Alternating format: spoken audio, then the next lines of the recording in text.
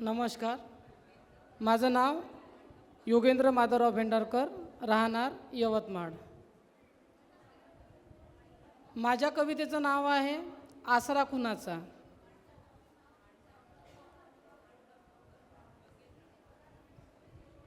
जर आपण सपोज थोडं 2 मिनटं मी कवितेच्या आधी बोलणार आहे, त्याच्यानंतर मी माझी कविता सादर करणार आहे.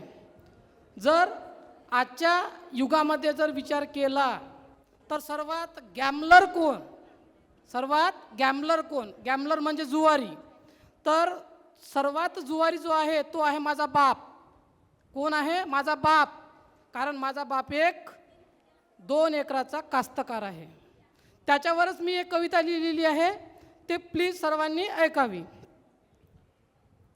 होती पेरणी साधली त्याची काळजी मिटली. होती पेरणी साधली त्याची काळजी मिटली.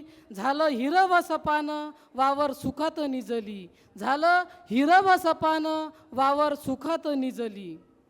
उभी राहते एटीत त्याची पराठी देखणी. उभी राहते एटीत त्याची पराठी देखणी. 4 पानं हिरवी कंच जशी वाटे डौलात साजनी. 4 पानं हिरवी कंच वाटे डौलात साजनी. काळे कुठ्ठ ढग गोडा देला जोराचा दणका. पाणी झालं शेत त्याचा तुटला रे मनका. सोन्यासारख्या पिकाची केली तून धुई माती. सोन्यासारख्या पिकाची केली तून धुई माती.